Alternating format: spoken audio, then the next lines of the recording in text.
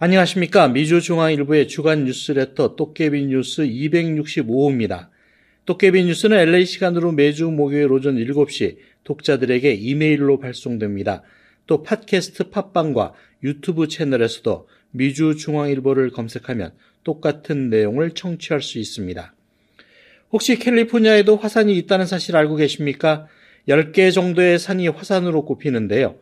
그 중에 한 화산은 지난 수십 년 동안 지질학적 변화와 지진 활동을 겪으면서 폭발의 전조 현상을 보이기도 했습니다. 그럼에도 다행스럽게 규모 8.0 이상의 지진을 일으킬 수 있는 초화산 폭발은 없을 것 같습니다. 전문가들이 그렇게 예측했기 때문인데요. 캘리포니아 공대, 즉 칼텍 연구팀이 모노 카운티 메머드 레이크 지역을 포함한 롱밸리 칼데라를 연구한 결론입니다. 롱밸리 칼데라는 지난 2018년 연방지질연구소에서 이 기관이 정한 최고 등급의 위험도 수준인 매우 높은 위협으로 분류된 캘리포니아 내 3개 화산 가운데 하나인데요. 전국에서 이 등급을 받은 화산은 가주 내 3개를 포함해 모두 18개입니다. 이 등급에 속한 가주 내 다른 2개의 화산은 시스키유 카운티에 있는 마운트 샤스타, 그리고 샤스타 카운티 라센 피크를 포함하는 라센 화산센터입니다.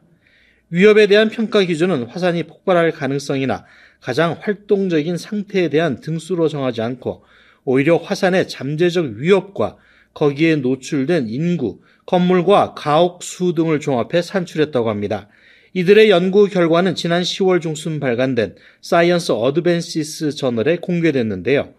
롱밸리 칼데라는 시에라 네바다의 동쪽에 있는 폭넓게 함몰된 지역입니다. 요세미티 밸리에서 동쪽으로 약 40마일, 샌프란시스코에서 역시 동쪽으로 200마일, LA 다운타운에서는 북쪽으로 250마일 정도 떨어진 곳입니다. 칼데라는 화산성 분출에 따라 일어나는 북락에 의해 형성된 화산 지형을 말하는데요. 보통 화산 화구와 혼동되기도 하는데 서로 다른 것입니다. 보통 지름이 약 2km 이상이고 윤곽이 원형 또는 말구평으로 형성되어 있습니다. 롱밸리 칼데라는 약 76만 년 전 142박마일에 달하는 마그마가 터져 나온 슈퍼 폭발에 의해 형성됐는데요. 당시 뜨거운 화산재가 중부 캘리포니아 동쪽 지역 대부분을 덮을 정도였고 멀리는 지금의 네브래스카까지 날아갔다고 합니다. 과학자들은 오랜 기간에 걸쳐 롱밸리 칼데라를 주의 깊게 관찰해 왔는데요. 그 이유는 약 40년 전부터 이 지역에서 눈에 띌 정도로 지진 발생 건수가 증가하고 지반 변동이 활발했기 때문입니다. 1980년 5월에는 무려 4차례나 규모 6 이상의 지진이 발생해 지진 전문가들을 긴장시켰는데요. 일반적으로 땅의 형태와 지진 활동은 화산 폭발에 앞서 흔히 관찰되는 현상인데요. 그렇다고 해서 그런 현상 때문에 반드시 화산 분화가 곧 일어난다고 말하기는 어렵습니다. 연구 전문가들은 우리 생애의 롱밸리 칼데라에서 슈퍼 볼케닉 이럽션, 즉 초화산 분화의 위험성은 지극히 낮다고 생각해 왔습니다. 무엇보다 해당 지역 땅 밑에 흐르고 있는 마그마가 분명히 냉각되고 있으며 그런 현상이 지속하고 있다는 점은 상대적으로 걱정을 덜어주는 증거인 셈이죠.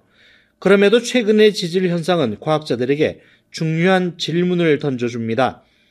그렇다면 지진 활동 증가와 지반 변형은 무엇을 의미하는 것일까? 무엇인가 경계해야 할 전조 현상인가라는 의문이 꼬리를 뭅니다. 근본적으로 과학자들은 두 질문에 대한 답을 찾았습니다.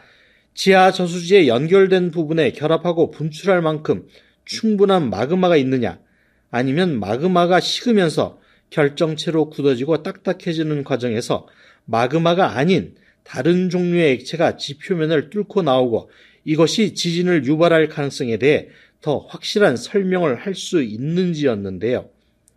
캘테크 과학자들은 후자의 설명이 답인 것으로 결론지었습니다. 이는 수십 개의 지진계, 지진 측정 및 기계학습 알고리즘을 사용해 재현된 고해상도 지하 이미지를 기반으로 내려진 것입니다. 연구에 참여했던 한 핵심 과학자는 우리는 그 지역에서 또 다른 초화산 폭발을 준비하고 있다고 생각하지 않지만 마그마의 냉각 과정에서 지진과 소규모 분화를 일으킬 수 있는 가스와 액체가 방출될 여지는 있다고 말했습니다. 하지만 마그마 폭발은 여전히 일어날 수 있다고 주장하는 과학자도 있습니다. 롱밸리 칼데라 자체는 오래되고 마그마도 식어가면서 고체화되고 있지만 주변에 있는 모노 이뇨 분화구 연결로를 따라 상당히 젊은 용암이 흐르고 있다는 점을 간과해서는 안 된다고 말합니다. 또 이 지역에는 여전히 강력한 지진이 잇따라 발생할 수 있는 가능성을 남겨두고 있고 이는 상당한 위협을 내포하고 있다는 점을 이해하는 게 중요하다고 강조합니다. 가준의 다른 화산들도 위험성이 있기는 마찬가지입니다. 화산이 폭발한다면 주 전역에 지속적으로 영향을 미칠 수 있습니다. 화산재는 젖으면 전도성을 가지기 때문에 고압선의 전류 흐름을 방해할 수 있습니다. 그렇게 되면 가주 전역 수백만 가구에 전력 공급이 중단되는 상황을 맞을 수도 있습니다. 또 화산재가 차량의 앞 유리창을 덮고 길을 미끄럽게 만들어 가주와 오리건 사이를 연결하는 5번 프리웨이 이용이 불가능해질 수도 있습니다. 항공편도 이용할 수 없겠죠. 재로 인한 저수지 오염으로 가주 대부분의 물 공급에 차질이 올 수도 있습니다. 캘리포니아에서 마지막으로 아주 파괴적인 대형 화산 폭발이 일어난 것은 100년도 훌쩍 넘겼습니다. 라센피크에서 1914년부터 1917년 사이에 1년에 화산 폭발이 발생했는데요. 특히 1915년에 일어난 폭발적인 분화는 숲을 사라지게 만들고 3만 피트 높이의 거대한 버섯구름을 생성시켰다고 합니다. 당시 이 버섯구름은 유레카와 세크라멘토에서도 볼 수 있을 정도였다고 하네요. 또 화산재는 280마일 떨어진 네바다주 엘코까지 날아갔다고 합니다. 지진만으로도 충분히 위협적인데 화산까지 걱정하는 일은 없었으면 좋겠습니다. 다음은 한 주 동안 있었던 주요 뉴스입니다. 35년 전 쓰레기통에서 발견됐던 시신 일부의 신원이 뒤늦게 한인으로 확인됐습니다. 조지아주 수사국은 1988년 2월 14일 밸런타인데이에 젠킨스 카운티 쓰레기통에서 발견된 가방 안에 있던 시신이 당시 립티 카운티 하인스빌에 살았던 26세 김종은 씨로 확인됐다고 밝혔습니다. 30년 이상 미제 사건으로 남았던 이 사건은 올해 새롭게 도입한 DNA 테스트 기법을 활용해 피해자를 확인했다고 하는데요. 이제는 범인이 누구인지를 끝까지 추적해 잡아주기를 기대해봅니다. 묻지마 범죄로 아들을 잃은 포틀랜드의 한인 김치 사업가 집안이 지역 농부들을 위한 기금을 마련합니다. 포틀랜드 주립대학의 파머스 마켓에서 10년 이상 김치를 판매하며 성장해온 최간의 김치는 이 마켓에서 물건을 판매하는 농부들의 성장을 위해 최대 15,000달러의 기금을 모으고 있는 중인데요. 가족들은 김치 사업을 함께 시작했던 매튜 최 씨가 2020년 10월 25일 자신의 아파트에 침입한 괴한에 의해 살해되는 비극을 겪으면서 여전히 힘들지만 이런 기부를 통해 매튜를 기억하고 추모하고자 한다고 말했습니다. 고인의 명복을 빌고 유족들도 김치를 통해 더 많은 이웃과 함께 사랑을 나누며 살아가시길 기원합니다. 끝소식입니다. 뱅크 오브 호프가 전체 직원 13% 감원을 포함한 조직 개편을 단행했습니다.